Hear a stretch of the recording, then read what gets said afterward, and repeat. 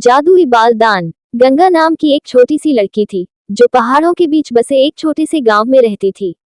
उसके घने, काले और लंबे बाल उसकी सबसे बड़ी पहचान थे। गांव में हर कोई उसकी सुंदरता की तारीफ करता और उसके बालों की देखभाल का रहस्य जानने की इच्छा रखता। गंगा का दिल बहुत बड़ा था। वह हमेशा जरूरतमंदों की मदद करने को तैयार रहती। गांव में उसकी दादी ने उसे एक पुरानी कहानी सुनाई थी कि अगर सच्चे मन से दान किया जाए तो वह दान जादुई रूप से कई गुना बढ़ जाता है। गंगा को ये कहानी बहुत पसंद आई और उसने हमेशा इसे याद रखा। एक दिन गांव में एक अनजान बुजुर्ग महिला आई। वह बहुत कमजोर और बीमार लग रही थी। उसके सिर पर एक भी बाल नहीं था। गांव वालों ने उसे नजरअंदाज किया, लेकिन गंगा ने उसे अपने घर बुलाया, खाना खिलाया और आराम करने को कहा।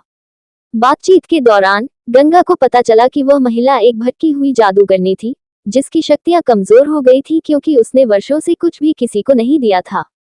गंगा को एक विचार आया। उसने अपने बालों का दान करने का निश्चय किया। उसने कहा, माँ, अगर मेरे बाल किसी के काम आ सकते हैं तो इन्हें रखना मेरे लिए कोई मायने नहीं रखता।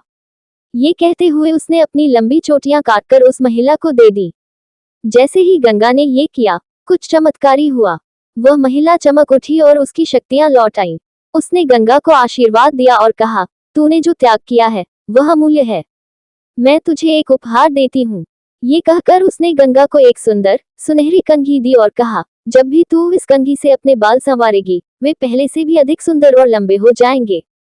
गंगा ने मुस्कुराकर आभार प्रकट किया, लेकिन उसके मन में कोई लालच नहीं था। उसने अपने बालों का दान खुशी खुशी किया था और उसका उद्देश्य केवल किसी की मदद करना था।